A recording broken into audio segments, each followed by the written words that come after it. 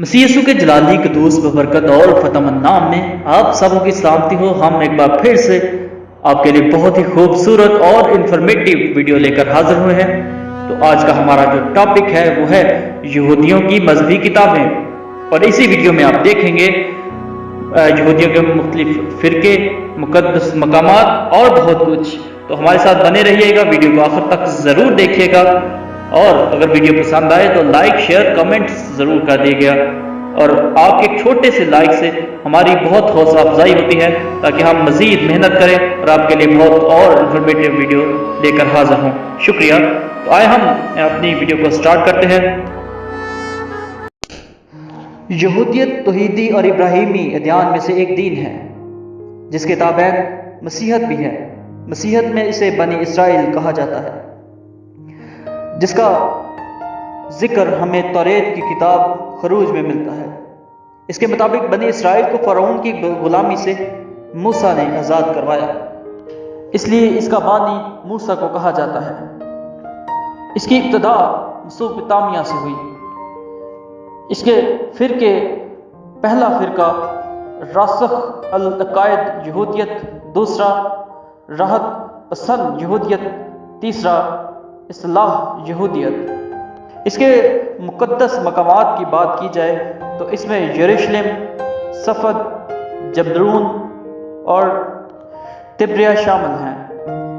अगर इसको मज़ीद पढ़ें तो इसके करीब तरीन मज़ाहिब मसीहत, इस्लाम, मंदायत, बहायत शामिल हैं। मजहबी ख़ानदानी तौर पर इसको इब्राहिमी मज़हब कहा जाता है। अगर हम इसके पैरोकारों की बात करें तो इनकी तादाद 13.14 मिलियन है तकरीबन। दुनिया में इनकी कसीर तादाद अमेरिका और फ्रांस में पाई जाती है, और बाकी दुनिया में ये अक़लियत की सूरत में रहते हैं। पर दिलचस्प बात यह है कि यहूदियों का बच्चा जब पैदा होता है, चाहे वो किसी भी मुल्क में हो, उसको इसराइल का ग्रीन कार्ड मैसर होता है। इनका अकीदा खुदाए वाहिद, 10 अहकाम, बरगज़ीदा कौम, अंबिया, मसीह और बुनियादी अकायद पर शामिल है। इनकी मुकद्दस किताबों में तनख, तौरात, कुतुब बाइबल, कबैला, बल्लाखा और तालमूद शामिल हैं। इनके त्यौहारों में सबत,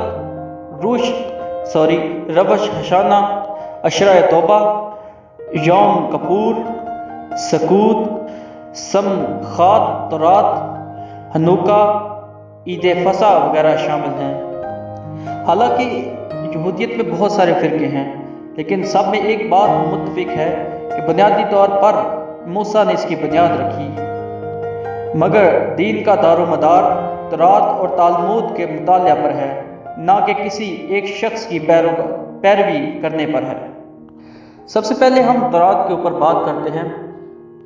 यहूदियत की सबसे मुकद्दस किताब कदीम इब्रानी ज़बान में है। इसके 5 अज्जा हैं, जिनको मूसा के 5 किताबें भी कहा जाता है, क्योंकि अक़ीदा के मुताबिक सिर्फ ये 5 मूसा पर नाज़िल हुई थी, और तनाक के बाकी हिस्से दूसरे पैगंबरों और आम इंसानों के ज़िम्मे लगाए गए थे। तौरात में कायनात और इंसानी तख्लीक का किस्सा दर्ज है, जो आदम और हवा से शुरू होता है, नूह और सलाब का बयान देता है, और फिर इब्राहिम की रसालत, ब्याह और बेटों का किस्सा बयान करता है। तौरेत की इस कहानी का मकसद ये बयान करता है कि खुदा ने इब्राहिम से एक वादा या मुआदा किया था कि तुम मेरी इबादत करो और मेरे अहकामात की पैरवी करो, और मैं तुम्हारी नस्ल में से बड़ी कौम पैदा करूँगा। आज यहूदियत में ये अहद बहुत अहमियत रखता है। मसलन मर्दों पर खतना की रस्म फ़र्ज़ है, जो कि मसीहत और इस्लाम में भी जायज़ है, चूँकि वो इस मुआहदे की अलामत समझी जाती है। जो इस रस्म को पूरा नहीं करता वो यहूदी शरई तौर पर यहूदी नहीं कहलाता। यहूदियत में 10 अहकाम सबसे अहमियत रखते हैं। हालांकि तौरात में कुल 613 अहकामात दर्ज हैं। इब्रानी ज़ुबान में तौरात का लग़वी मानी सबक है। चुनांचे तौरात में وہ کچھ شامل ہے جس سے ایک دینی قوم کو سبق ہو اور جس پر تاریخ اور شریعت کی بنیاد کھڑی ہو۔ اگر ہم دوسری کتاب پر بات کریں تو وہ ہے مشانہ، جس زمانے میں بیت المقدس پر روم کا راج تھا اور بنی اسرائیل صرف رومی گورنر کی خاص اجازت سے اپنے معبد پر آیا کرتے تھے۔ اس زمانہ کے عالم اپنا زیادہ تر وقت شرعی اور فرقی غور و فکر میں گزارتے تھے جو تورات پر مبنی تھا۔ جب سن 70 عیسوی میں روم نے اس معبد کو تباہ کر دیا اور موسوی امت بکھر گئی، اس کے علماء نے تفسیر اور تفہیم کے کام پر اور زور دینا شروع کر دیا۔ نتیجتاً یہ ہوا کہ سن 200 قبل از مسیح میں ایک مصحف جمع ہو گیا جس میں یہودیت کے سب سے نامور علماء کی رائے اور تفسیریں شامل تھیں۔ اس مسودے کو مشانہ کا نام دیا گیا، جس کا مطلب ہے روایات جو دہرائی گئی ہیں۔ آئندہ کی قانونی تفکیر اسی پر مبنی ہے اور تالمود اسی سے ماخوذ ہے۔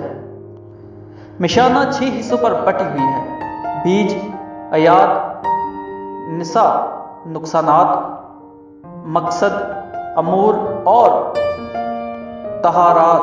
ان ناموں سے ان کا مکمل مواد ظاہر نہیں ہوتا، مگر اس میں عبادت کے اصول بھی شامل ہیں اور مقدس تہواروں کی تفسیر بھی اسی میں ہی شامل ہے۔ اگر اس کے بعد ہم دیکھیں تالمود کی کتاب آتی ہے۔ 2 اور 3 صدی عیسوی میں یہودی اپنے معبد سے محروم رہے۔ سلطنت روم نے قوم یہود کے لیے یروشلم میں کوئی جگہ نہ چھوڑی تھی، چنانچہ وہ بکھر کر موجود اسرائیل اور عراق کے دیگر شہروں میں بس گئے۔ تورات کو پڑھنا اور گزرے علماء کی زبانی کلام کو یاد کر کے اس پر غور و فکر کرنا ایک عبادت سی بن گئی تھی۔ اس عبادت کے نتیجہ میں تالمود وجود میں آئی۔ کنانی اور بابلی جگہ پر مقیم یہودی علماء نے اپنی زندگی کا مقصد موسیٰ کی تورات کو سمجھنا اور اس پر عمل کرنا بنا لیا، لہٰذا انہوں نے ان کے گزرے علماء اور استاد کی روایات کا مطالعہ اپنا بنیادی موقف بنا لیا تھا۔ اس مطالعہ کے نتیجے میں تفسیروں کو 2 اقسام میں تقسیم کر دیا گیا۔ تالمود کو اگر دیکھا جائے تو اس کی 2 اقسام ہیں: تورات اور منشا کے مطالعہ کا نتیجہ ہم تالمود کو کہہ سکتے ہیں۔ اگر ہم اسے اور آسان کریں تو در حقیقت آج 2 الگ مجموعے موجود ہیں جن کو ہم تالمود کا نام دے سکتے ہیں۔ ان میں سے ایک پہلے تیار ہوئی جو 4 صدی کے اسرائیلیوں نے بنائی۔ اس کو جو ہے یروشلمی تالمود کا نام بھی دیا جاتا ہے۔ دوسری 5ویں صدی میں بابل میں مکمل ہوئی اور اس کو بابلی تالمود کہا جاتا ہے۔ بابلی تالمود کو زیادہ عزت دی جاتی ہے اور حال میں زیادہ استعمال کیا جاتا ہے۔ یہودی مختلف عبادات کرتے ہیں۔ ان میں پہلی عبادت شابات یعنی ہفتے کا پہلا دن، اس میں یہودی کوئی کام نہیں کرتے، مثلا پیسے کمانے کا کام، پیسوں کے ذریعے یعنی کہ پیسوں کا نام لینا کا بھی پرہیز کرتے ہیں۔ بجلی نہیں چلاتے، یعنی کہ اگر جو بتی جل رہی ہے اس کو بند نہیں کرتے اور جو بند ہے اس کو جلایا نہیں جاتا۔ آگ کا استعمال نہیں کیا جاتا، یعنی کہ چولہا بالکل نہیں جلایا جاتا۔ گاڑی نہیں چلاتے اور دیگر مختلف پابندیاں وہ اپنے اوپر لگا لیتے ہیں، یعنی کہ مکمل طور پر اپنے آپ کو اس عبادت کے لیے وقف کر دیتے ہیں۔ اس کے بعد آتی ہے روزہ کی عبادت۔ جیسا کہ آپ بہتر سمجھ سکتے ہیں کہ روزے کی عبادت کس نیت سے اور کس لحاظ سے وہ کرتے ہوں گے۔ اس کے بعد آتی ہے شخاریت۔ یہ فجر کی عبادت ہوتی ہے، یہ سب سے لمبی اور دن کی سب سے اہم عبادت ہوتی ہے۔ اس کے بعد نخا یعنی دوپہر کی عبادت آ جاتی ہے۔ اس میں عمیدہ پڑھا جاتا ہے اور تہواروں پر توریت کا جز پڑھا جاتا ہے۔ اس کے بعد مغرب ہمارے سامنے آتی ہے۔ یہ مغرب کی عبادت ہوتی ہے جس میں مختلف تلاوتوں کا استعمال کیا جاتا ہے۔ یہ تھی تھوڑی سی انفارمیشن۔ اگر ویڈیو پسند آئی ہو تو ضرور ہمیں اپنی قیمتی رائے سے آگاہ کیا کریں، تاکہ اگر کوئی ہمیں بات بری بول دی ہے تو آپ کی آگاہی سے ہم اس کو درست کر سکیں۔ خدا نگہبان۔